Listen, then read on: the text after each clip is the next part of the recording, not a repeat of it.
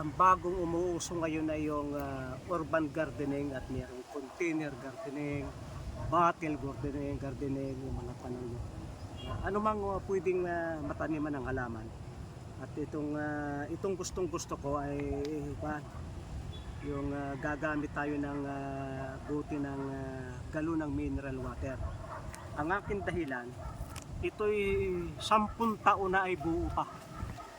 Kaya kayo makatitipid kung yan ay paso, baka nabasag na ng ilang ulit sa loob ng 10 taon, hindi tatagal. At na pwedeng isingit sa pwedeng ilagay sa taas ng bahay, doon sa rooftop, pwedeng ilagay sa kusina na nasisikatan ng araw, pwedeng ilagay sa mga tabihan ng daan, ihanay mo. Maraming iba't ibang design yan, pwede mong lagyan ng kulay, pero wag natin lalagyan ng kulay para talagang itong friendly. Ang mahalaga ay kayo mayroong magandang mixture ng lupa. May mabibili kayo sa online, pero madidismaya kayo, hinalo lamang na dalawang klase lang. Kayo na yung gagawa. At na magaling pa umorder kayo nung maghanap kayo ng magandang mag-deliver. At na yung ipa ng palay, rice hull, saka yung sunog na palay, saka itong kung tawagin natin na itong kukupit. Ang dahilan, itong ipa ng palay naghuhold ng tubig yan, saka itong kukupit naghuhold din ng tubig. Mapapansin ninyong pag mayroong ice na ayaw ninyong matunaw, babalutin ninyo ng ilalagay nyo sa sako na mayroong ipa ng palay. At hindi yan matutunaw. Matunaw man ay napakadakang matunaw. At kasi hindi ko alam kung bakit gayon na nahuhold niya yung ice na matunaw. At pagka sa tubig naman, nahuhold niya yung tubig na nakakasipsip siya. Yung iba ay natuyo na, basa-basa pa siya. Ang mahalaga ay bubutasan ninyo yan. Pag binutasan ninyo, ay itong oxygen ay makakapasok yan, yung hangin. Kapag tag-ulan, bubutasan ninyo dito sa baba para hindi malunod yung halaman. Pero pagka ganitong El Nino, pagka ganitong summer, huwag nyong bubutasan yung baba para matipid kayo sa tubig. Ang paraang ito ay napakatipid sa tubig, sapagkat pag iyong dinilig at lumabis, pupunta doon. Huwag lamang makakaabot yung tubig dyan. Kung yung tubig ay hanggang doon lang, napaka-healthy niyan. Okay na okay. Ito ay 2 araw ko nang inilipat at ganito na kaganda. 2 days na aking nilagay sa plastic at isiniksik ko dyan, ay ganyan sa tingin ko gaganda talaga, ng maganda itong sili. At sumubok din ako ng itong kamote. Pag kamote ang inyong itatanim, tatanggalin nyo yung mga dahon at yun lamang katawan ang inyong ititira. At nakita nyo 2 araw ay kasi pag mag-evaporate yung tubig, na yung pawis ay pumupunta dito sa taas at bumabalik uli, papatak uli dyan, kaya nare-recycle yung tubig. Ito namang kangkong ay maganda rin. Ako ay bumunot ng kangkong, ay matanda na, pero ang pagpapabata ay inyong puputulin yung mga kagaya niyan. Puputulin, huwag kayo manghinayang. Kung gusto ninyong gumata ang isang halaman, yun yung puputulin. Pag pinutol ninyo yan, huwag kayong manghinayang, doon yung susuloy sa puno. Ay pag yan ay pinahaba nyo na pinahaba, ay di kaya kung gusto niyo bumata, puputulin niyo yung kangkong doon may puno at susuloy yun siya. Sa Bakatuwid ay mayroon akong 4 na Wilkins. Ang bili ko ay 15 de 60 dito. Ay kung magagamit ng 10 years, ay di bagay napakalaki ng mura at malaki ang tubig. At isa pang mahalaga ay kahit ito hindi ganong mataba, huwag kayong mabahala na yan ay hindi ganong mataba. Ang mahalaga ay yung ididilig ninyo ay mataba. Kung yan ay mga katas ng mga gulay, mga tira-tira na inyong binabad sa tubig, ang magaganda yung mga pinagbalatan ng kamote, pinagbalatan ng gabi, ng mga bago, mga pitsayan, mga prutas, durug-durugin ninyo, pwedeng lutuin, tapos ay para lumambot, pwede namang hindi. Ang gusto kong pantiligay ito, yung mayroong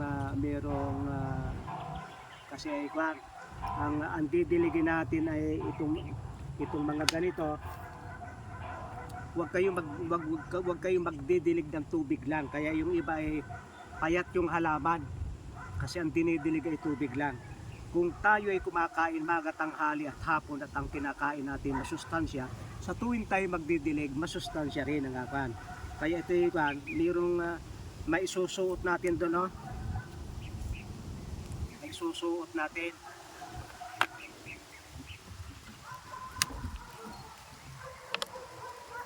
Hindi ko ganun damihan sapagkat marami pa ito sa ilalim. Pero itong bago pa ay marami-raming kailangan yan. Kaya doon nyo ilalagay ay para mabilis. Pag dito naman ay di pwede nyong iiwanan dyan at hanggang maubos yung kalahati. Yan. Yan ninyo idikan. Kaya kasi hindi malaki yung butas, tatapon yung tubig.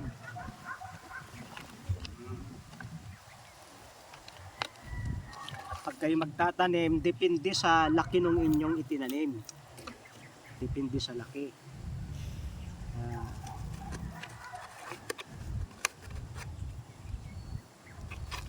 Maliliit pa itong ating itatanim. Pero yan ay pwede na. Pag kayo yung puwitan ang inyong hahawakan at inyong pipisilin para pagkat ito ay batang bata pa, wala pang ugat dito sa ilalim, pero pwede na rin yan. Pwede nyong ilagay dun sa kahit sa medyo ilalim na, hayaan nyo dun muna siya at lalago yon. Pag matas-tas saka nyo ilalabas. Oh, pag diyan sa ilalim ninyo nilagay, mahirap malantayan. Kaya diyan muna sa ilalim ninyo ilagay. Pagkatapos ay diligin ninyo. At kapag yan ay pwede nyo ilabas. Di kaya, pwedeng dito na ninyo pataasin. Ito yung pinakataas niya. Dito nyo palalabasin. Kaya i-guide lamang ninyo sa ilalim. Kung dito nyo plano, ay di pagkahihiwi doon, ay di ikakuha nyo ng daliri, abot naman ng daliri yan, oh. Yan. Pero kung dito nyo gustong palabasin, ay di dito ko gustong palabasin dahil lang sa yung mga pinagkainan ng papaya, diyan ko ihuhulog. Ay di hanggang dyan lang yung puno, ano. Pwedeng mapuno hanggang dito yan, nung unti-unting nabubulok. Huwag lamang yung umiinit at ito'y masusunog. Kaya dito ko ilalabas, maghuhulog ako ng mga balatang saging dyan, mga balatang pakwan, para pagkain din ito. Yan. Ngunit ito naman ay madali. Pwede nyong ihanay ng maiksi lang.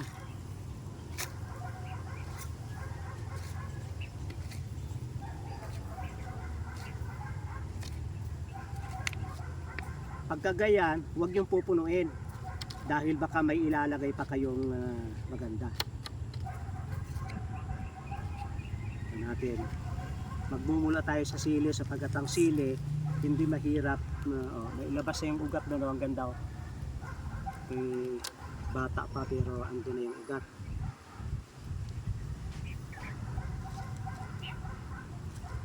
Sapagkat ito'y walang butas doon sa ilalim, ingat-ingat kayo na baka malunod yan.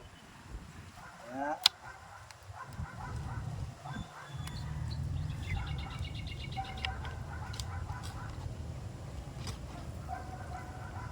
yung aking pandilig may may duckweed.